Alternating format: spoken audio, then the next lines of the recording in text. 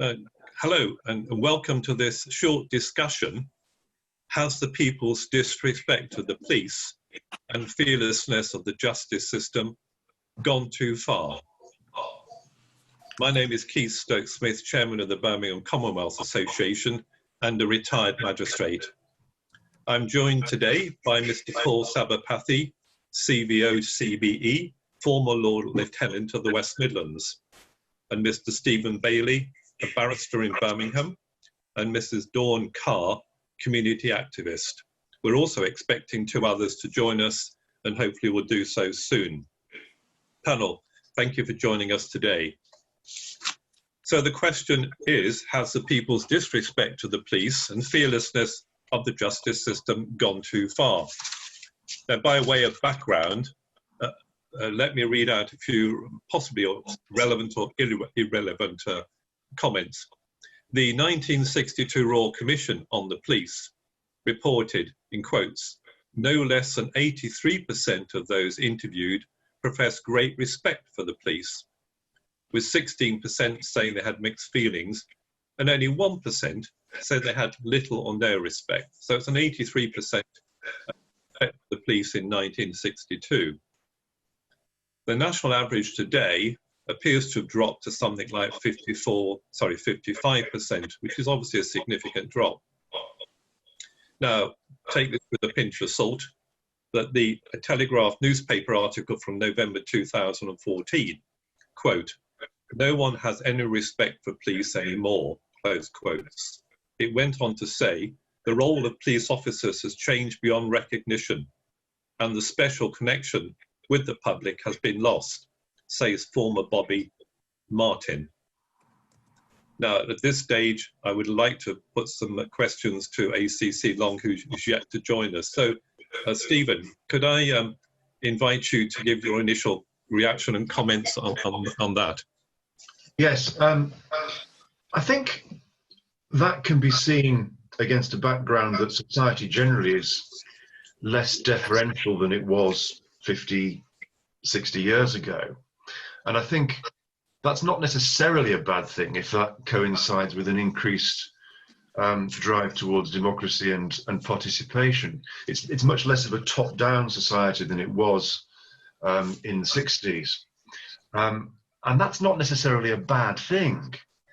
I think when one looks at respect for the police in a slightly wider context, it's very tempting to look at high-profile crime and serious crime because those are the ones that grab the headlines. But if we look at the lower-level crimes, the less newsworthy ones, the more widespread ones,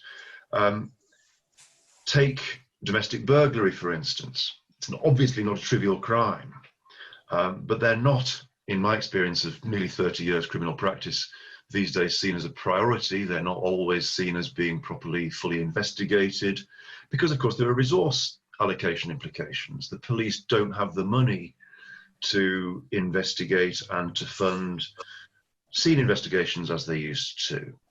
That in itself is a reflection of woeful under-resourcing across the criminal justice system generally. So it's no surprise in that context, I think, if people see the police with less respect than they used to. And that's not the police's fault, necessarily. There's a less of a connection. There are fewer beat and patrol officers than there were. And I take the point from the Telegraph article that fewer officers on the beat means a less direct connection with the police, or a feeling of one. Of course, resource shortages mean that resources have to be targeted. But with that, we lose the familiarity with the community, we lose that familiarity, with that we lose respect. That's a mutual, that's a two-way street. And there's a debate to be had, I think, about whether local policing is or should be only about detecting crime. I think there's an awful lot to be said about prevention of crime, about education with regard to issues leading to crime, about respect in a softer sense. These are all real life facts which are overlooked often, I suspect, because of lack of resource. More recently, and perhaps of more immediate direct relevance, we talk about other hot topics. Obviously, Black Lives Matter, the movement has been very much in the news recently. There's talk in the news, particularly in the Met Office, in the Metropolitan Police area, about racial profiling. There are all sorts of debates to be had there, but what is very interesting is whether these things are true or not, whether they actually happen or not. There's a very real perception that they are, and they do. And that's at least as powerful as whether they factually are true. And I perhaps pose the question, how many white shadow ministers have been stopped on suspicion recently? Not many, at least none that have made the news. So I think it's instructive to look at this in two ways. One, if we're looking at the police as citizens in uniform, and they are, and we should, and if we're looking at policing by consent, and we should be, because that's the model, then respect isn't something to be demanded, but to be earned and to be nurtured. And so again, that's a two-way street. When I started to look at this and to prepare my thoughts, I came across this comment from the head of one of the Oxford colleges, Mansfield, which is promoting a lot of state school entrance and diversity in getting ordinary kids to Oxbridge. She's Helen Mountfield, Queen's Counsel. She's a prominent administrative and public lawyer. This comment, justice is more than about just applying rules fairly. It's about asking whose rules are applied and how they affect different people in different ways. If we look at things through that lens, then respect and its decline or its nuances are more complicated, more interesting, and certainly less blunt than people just don't like the police as much as they used to. Thank you. And you mentioned at the beginning less deferential today. And I suppose that doesn't just apply to the police. That applies to teachers, judiciary, members of parliament. Society has moved. Lawyers, yes. So yeah, I think it's gone that way. And I've noticed that over the years I've been around, that things have changed, which I find very sad. Your point about earning respect, I think in some professions it's difficult to earn respect. You just do the job, and there's nothing you can do different when you do that job, which would enable you to earn more respect. But I think because in certain areas respect has diminished, sadly it's crossed over to in other areas where you shouldn't have to earn it. You should, and I hear the issue about being respected given the nature of the job. But certainly as a recently retired magistrate, in the 18 years I've done that, I did my job. And I don't know what more I could have done to earn respect or indeed to lose respect.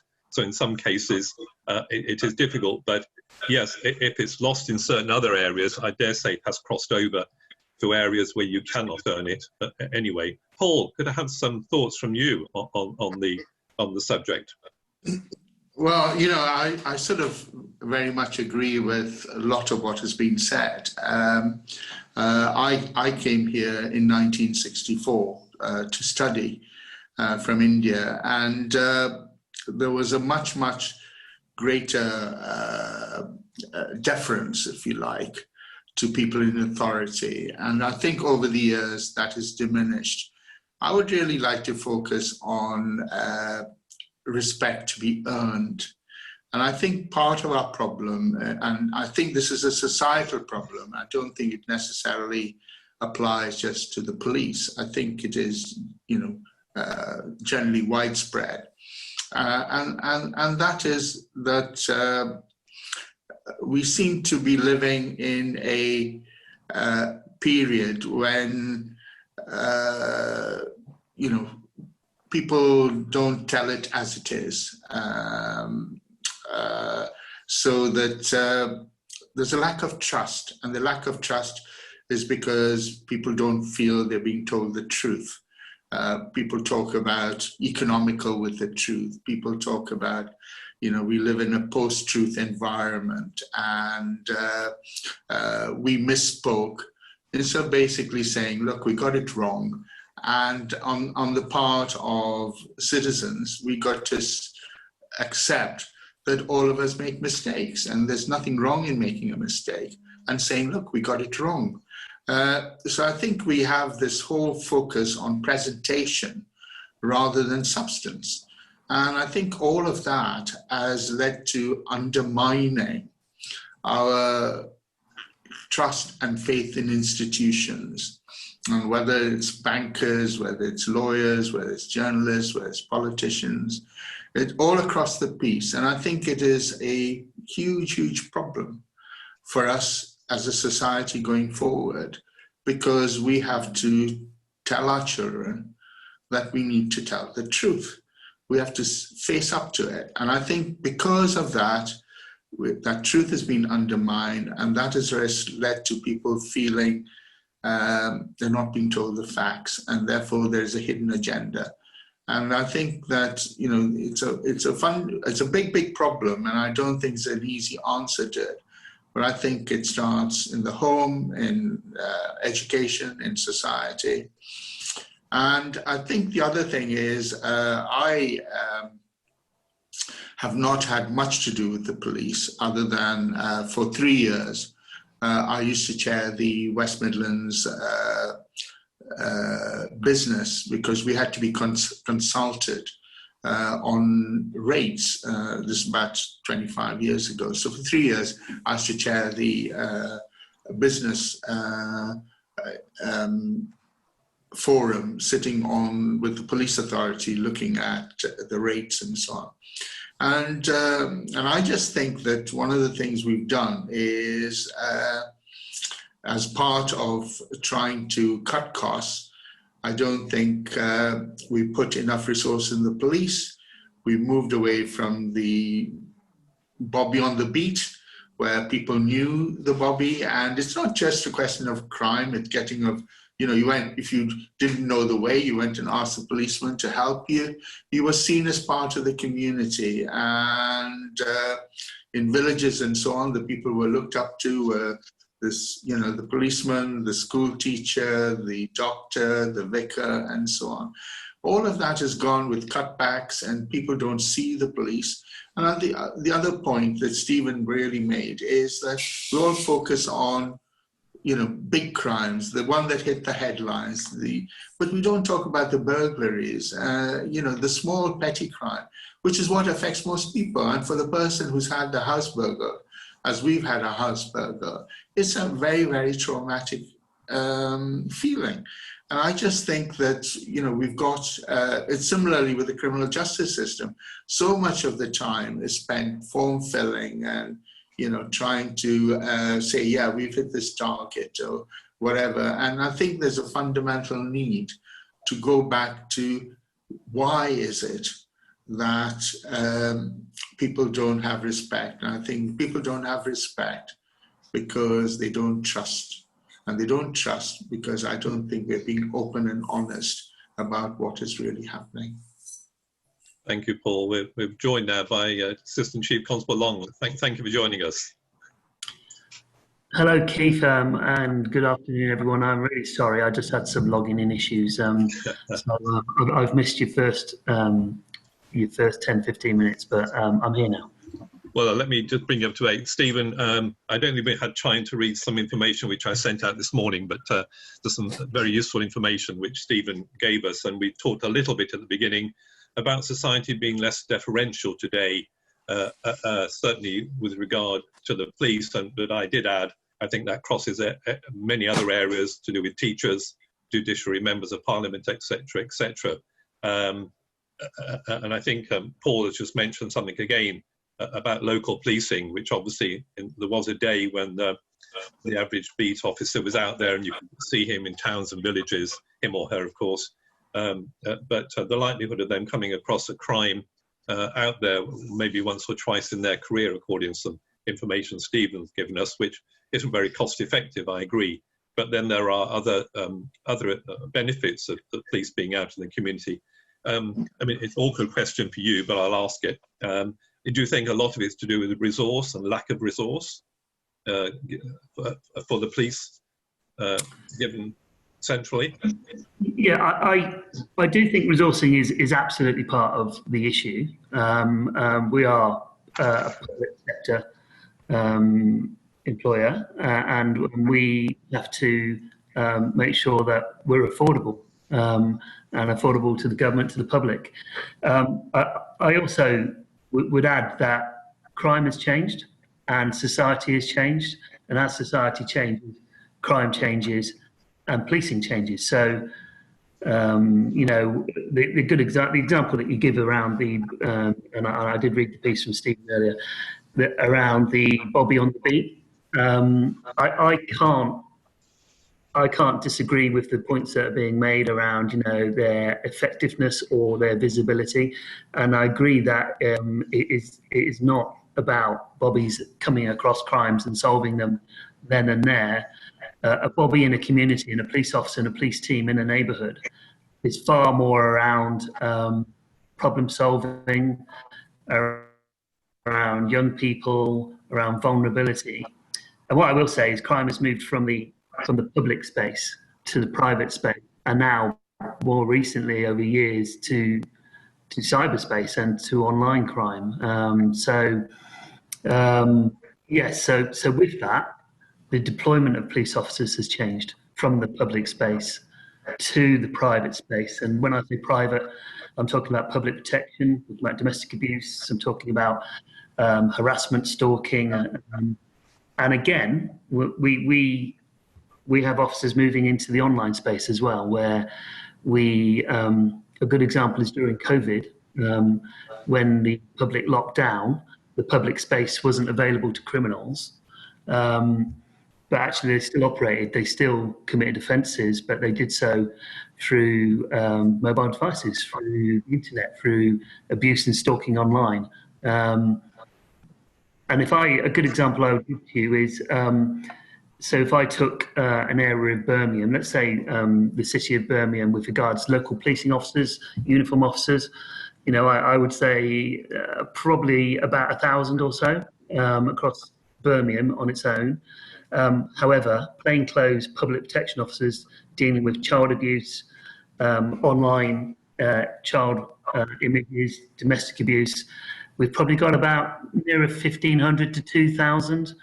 And if you move into the online space around officers dealing with cybercrime, again, hundreds and hundreds of officers. So the private space and the online space is being policed more, as much as the public space. And I know the public feel that and miss that space.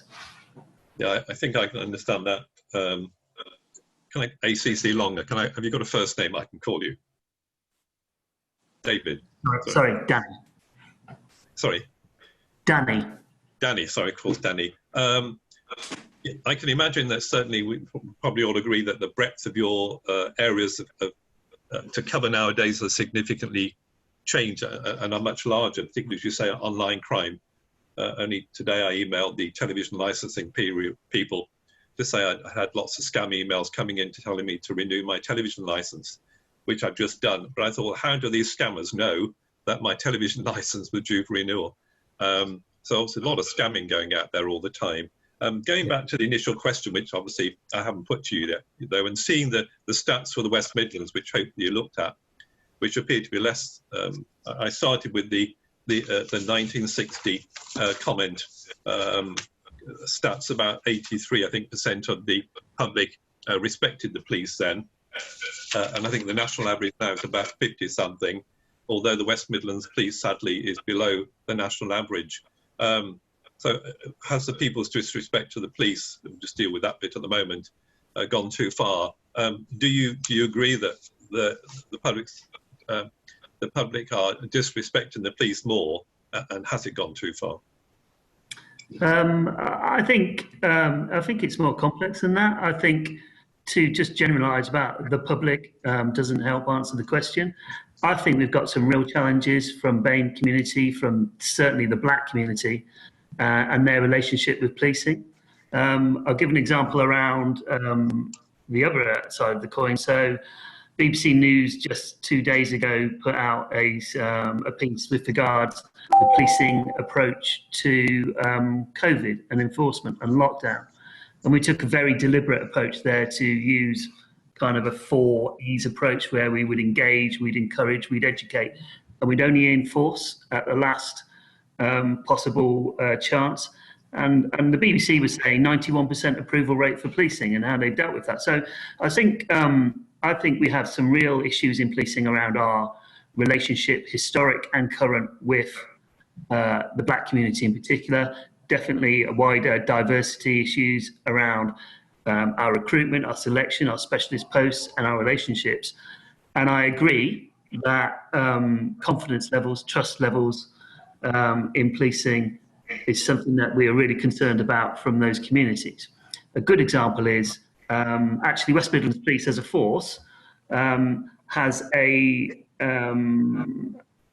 where we look at our communities around about 23 to 30% diverse. We're actually up there around about 14, 13%. That's a lot better than other forces.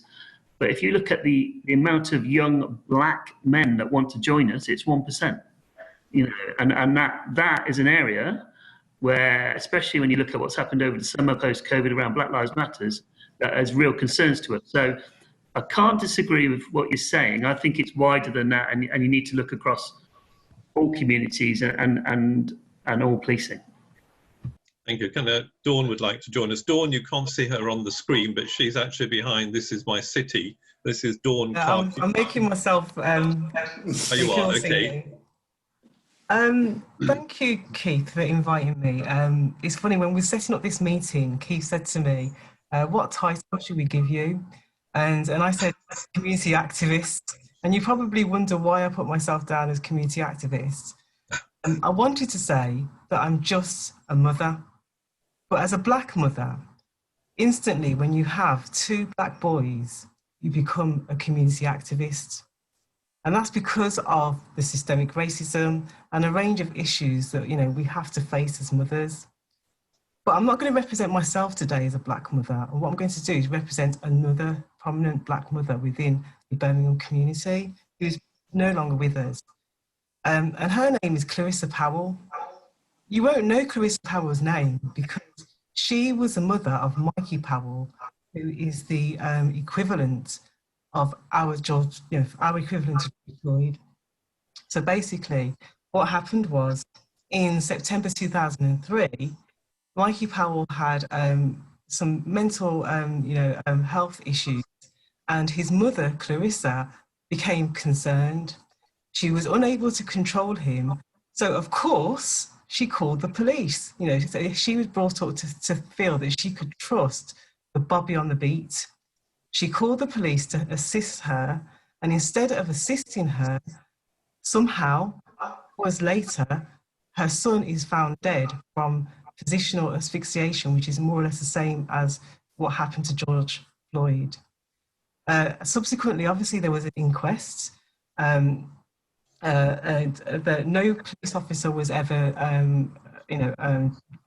made guilty of this. So nobody knows what happened. The family did get an apology, but the point I'm trying to make is that when this happened in 2003, my sons, who were again 2 black boys, were at the time they were 6 and they were 3. And as I was watching this unfold in Birmingham, and I was involved in the campaign, I was hoping that by the time my children become adults, so my eldest is going to be 30 soon, that this would all, go over. I wouldn't have to hear these stories anymore. And it just seems as if nothing has changed.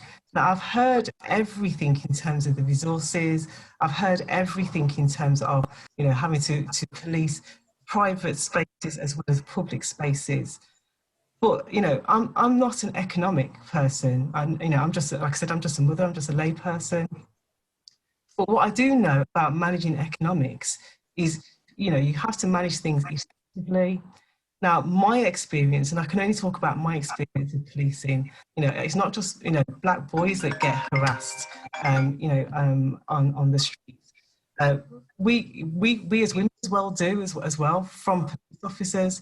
Now, in America, there's a campaign that's called Campaign Zero, which is led by D. Ray Mackison in Baltimore. And it looks at key areas of policing which could be managed more economically so that you don't have these issues. Because a lot of the things that are happening are police doing what we call broken window policing. So this is just, harassing people for possession of, suspected marijuana, or it could be, just stopping and searching them, or in America, a common one is that the tail light on their car is not working. Why are police wasting time harassing the Black community when you've just identified there's so much other resources that you need to be taken care of? Thank you, Dawn. Danny, would you like to comment on that? Yeah, of course. Dawn, thank you. We started with Clarissa Powell and Mikey Powell, and having had 25 years of police in Birmingham, I'm well aware of Mikey and what happened to him, and Clarissa. And of course, unfortunately, not just that. If you move on to people like Kingsley Burrell and the family there, and other cases across the country.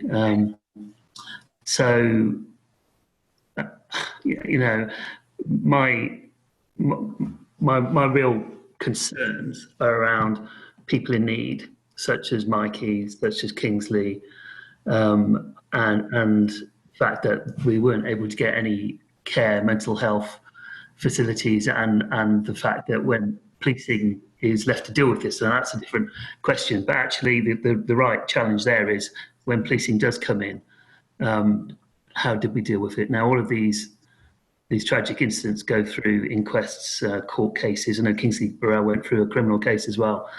And on some occasions, policing is held to account. Sometimes it's not. And I think that's an issue in society that we need to look at. And I agree. But I think the wider issue that Dawn's referring to is the relationship between policing and the Black community. And I alluded to it earlier around, we don't have young Black wanting to join West Midlands Police. And that's a real concern for me. We in policing, especially here in Birmingham and here in England, we looked at what happened in America with horror, and I looked at it personally, and it's devastating to us because we know what happens in Wisconsin or in Cincinnati or in New York will affect us and our relationship with communities in Birmingham. But also, Dawn rightly raises, my officers, my staff, West Midlands police officers, will stop young Black males and young Asian males. And what I will say is we don't always get that right. But what I also say is sometimes we do get it right, and every day we'll take knives and we'll take weapons off young white men, young Asian men, young Black men, because they'll end up killing each other, which is a real issue on the streets of Birmingham as well. What I will say to Dawn and to anyone from any community is, I want us to be accountable. I want I want us to acknowledge that we don't get it right. I want us to work with communities and apologise when we don't get it right. And I want us to learn and get better. To do that, our kit is getting better. So body-worn video, so every stop and search of any member of the public should now be videoed. And we should be able to come to a facility like this today, Keith, and show it to you and say, what do you think? And assess us and judge us. But, there's a lot of issues there that Dawn brought up. I hope I come across as actually saying I agree with most of the issues, and it's something that we want to work with. Yep. Can I just, before Dawn may want to come back, do you know, Danny, what percentage of the West Midlands Police are BAM communities? Sorry, just unmute. So we are around about 11.8%, nearly 12% of our workforce, our police officer strength is from a BAME community. I'm sorry to say that from the Black community, that is far lower. We're looking at 2 to 3%. So most of that BAME community is made up from Asian or South Asian or other countries. And that's just police officer strength. So we have police staff strength, which is higher. And police staff might well be civilian investigators or control room or forensic investigators, scenes of crime, things like that. So that's a higher community. I don't have that number to hand, but I do have the police officer number. So in a city which has got 23% plus 25% diversity, 10, 11% isn't good enough. And it's something that my chief and me and our teams, we just want to keep improving. We know that every time there's a situation where we get it wrong with the black community or any community, that makes it harder and harder. So my chief just recently wrote a letter to the community, an open letter, apologising for relationships where they have gone wrong in the West Midlands and wanting to move forward. And I think that's an open offer from me and from us to try and work with communities to get better. Interesting, Danny, because I was listening to a program on the radio the other day in the car about social workers, and they never get a mention when they get things right, but obviously when they get something very, very seriously wrong, they hit the headlines, and that's an unfortunate. Keith, can I just raise a point there as someone who's sort of been very involved in the NHS and as chief executive and chairman, is this question of mental health. Mental health is a poor relation in the health service. And one of the things that Prince William and many others are trying to raise the issue of mental health. And we need to look at these things rather than just police and health service and social work or probation service. We have to look at these things in a holistic way. And part of the shortcomings is the issue is that previously, if people had mental health problems, they went into an institution. Now, rightly, they want to help them in society. But if you're going to help them in society, you have to put the resources to enable them, to assist them through that. And sometimes I think police are having to pick up things that they're not perhaps well equipped to do. And it'll be, hear Danny's view on it, because I think that sometimes first responders have to deal with all sorts of issues, which is, might be some failure in social work or failure in the health service or elsewhere. And I think we just need to look at it in a holistic way. And I think mental health is an area where we need to put more resources in. Thank you, Paul. Stephen, would you like to come in here? I would like to come in on that because it may be useful to tie things together. Absolutely, mental health services are the poor relation end of the National Health Service. They're also the poor relation in the criminal justice system, in my general experience. A huge proportion of my caseload involves mentally disordered offenders, vulnerable witnesses, that sort of thing. And it's very easy to treat these things as criminal justice issues when they're really health issues. And the difficulty is, I'm afraid, constantly resources. Take this as perhaps a general observation. In the 10 years since 2010, I don't choose that politically, it's just the figures I've seen from a recent Bar Council survey. The criminal justice investment in the criminal justice system has fallen by 36% in real terms. It costs, whatever precisely you define the criminal justice system as doesn't matter for these purposes, 39 pence per person per week across the population to run the criminal justice system. Another 22 pence per person per week would get us back to funding in real terms that they were in 2010. And that was in itself probably an equal cut from the 10 years previously. So this is not a party political observation. The real problem, I think, is that generally speaking, investment in the criminal justice system doesn't get votes in the same way that investment in the NHS does. Investment in mental health doesn't get votes because it's not cancer, it's not a headline subject. If we invested properly, we'd be able to be more sensitive in the way we police things. We'd be able to have more specialist trained police officers. We'd be able to get in at the ground with people who are at risk of offending because they are ill, not because they are bad. But Dawn has touched on this. And again, we come full circle, I suppose. there is a segment of the community who think about the criminal justice system every day, but most people don't, unless and until they need it, unless and until they're burgled, unless and until their daughter is raped. Most people don't give the criminal justice system a second thought, so it doesn't get the votes, so it doesn't get the funding.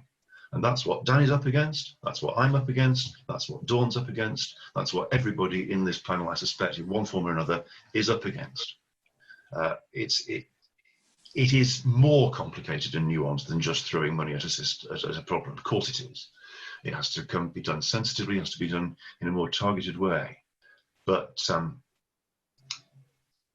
when 3 or 4 Justice Secretaries ago, it may even have been Chris Grayling, was boasting about the Ministry of Justice achieving the highest percentage cuts as a department across Whitehall from an already tiny budget, that's not a laudable aim. Thank you, Stephen. Dawn, if you're still with us, do you want to come back on anything which has been said by Danny? Sorry about that. I'm busy doing things here, trying to moderate as well as be a presenter. I thank you all for all your comments, and I totally agree with what you've said. But however, I do think there is a disproportional amount of policing that's exerted on a very small minority of the community, and in particular, as I said, it's this kind of broken window policing which is unnecessary. So I understand, right, that the more results you have, the more stats that you have to show that you're beating crime, the more funding and the more resource that you can get. And you're never going to get any thanks for having a healthy, happy community that's thriving. And Bobby on the beat, is not going to be commended, right, for saying, oh, I know all the names of the youths on the streets and they all like me and give me a high five. He's not going to be commended for that. I do know that. However, what I do see is, and like I said, I'm an everyday citizen, but I'm very much aware. I do see that sometimes, there are periods of times when young people, especially young Black people, are targeted just to complete the numbers, just so that you can say that you've done some policing that month, and that is wrong. And the things that are being picked up is silly little things like just public disturbance. They could be just drunk on the streets or standing on the streets, just standing there on the streets doing nothing, just talking to friends. It could be very, very silly instances of potential crime. We're not even saying they've done a crime, it's just potential crime, when there are so many other things going on in the community which is real crime. And I just don't understand why the resources are not put that way. I totally get it in terms of the mental health. There is a problem within the community, within all communities, around mental health, and it shouldn't be the police's responsibility to have to, to manage that. That's what policing was meant for. And I think society in itself needs to look at how do we manage mental health. But in the meantime, I do feel that police officers need to be trained better so that they understand what mental health is and exert the right procedures when they come across these instances. In the case of Mikey Powell, when the police saw him, and I know this was a long time ago, but nothing has changed. This is just a really good example, which is relevant at the moment. They thought that he had a gun. He didn't have a gun. That's why they exerted so much, pressure on him, because they thought that they were at risk. And I get it. Police are at risk every day, and so you have to take those measures. But it's about recognising somebody who's really going to do you some harm, as opposed to somebody who's just having a mental health episode, and managing that accordingly. So I think there's a lot to be done in terms of recognising what mental health is, but also to you've got to admit that police have to look at their own biases, their own racial biases that within themselves, if you see a tall 6'2" black guy coming towards you, maybe you do feel scared, and you need to address that. And there needs to be training around that. To say, well, that's not the perception of that community. So there's a lot that needs to be unpicked here.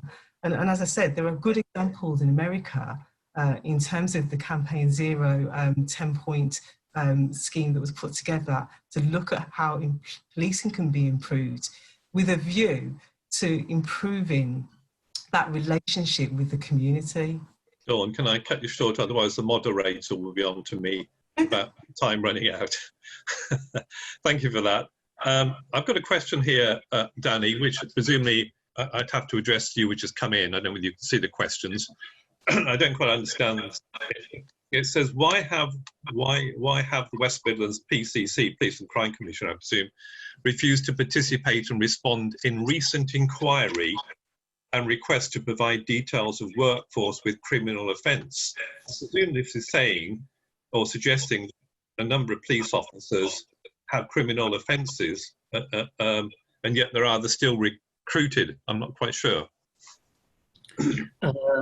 Okay, I suppose the first thing is I can't talk for the Police and Crime Commissioner on that particular issue, but I can talk about the issue. So I don't know why the PCC did or didn't reply or engage in that inquiry. What I do know is police officers are drawn from the community, and if a police officer is convicted whilst being a police officer, the conviction is an automatic dismissal usually from the police service. And we do that in public hearings that the public and media can attend and take notes. Also, all of the data around police officer convictions is available, and it's available through Freedom of Information, or actually we just publish it anyway. Through our professional standards department, nationally and locally in West Midlands, you can find out throughout. I agree with a lot of what Dawn said. I agree with with the tone of the question. We're not perfect. Whenever our officers do err, or if they do commit criminal offences, most of them, not most of them, but some of those who might be road traffic, drink driving offences, those officers are dismissed, and they can't work in policing. However, there are a certain number of officers. Sorry, I don't have the numbers for West Midlands, that will have criminal convictions, but it's still police, still a part of policing. So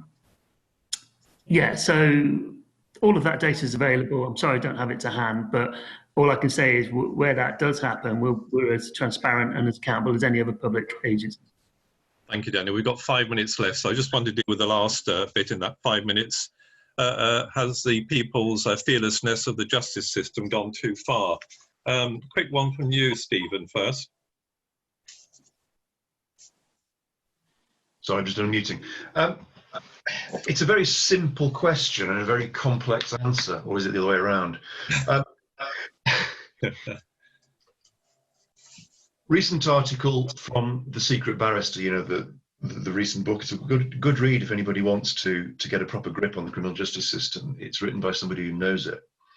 45% of witnesses who've taken part in or been involved in criminal cases would not go there again if they knew then what they know now. That includes complainants of serious offending. That's because of the way, generally speaking, the criminal justice system has treated them, in terms of delays, in terms of adjournments, in terms of resources at court, in terms of the way they're kept waiting at court. The court system is under-resourced. Day in, day out, I go to buildings where the roof leaks, where you can't use certain rooms. It's getting worse. So part of the answer to the question is another question. Why should the public respect a system which does not respect the public? No, I agree with you. Having just retired as a magistrate, sadly, I get so annoyed when I have to adjourn a case, or had to adjourn a case where there may be 3 or 4 witnesses who've come back in maybe for a second time, the defence or whatever, whichever side you look at it, say, well, sorry, one of my key witnesses isn't here, and therefore we've got to adjourn it and send the other 3 away.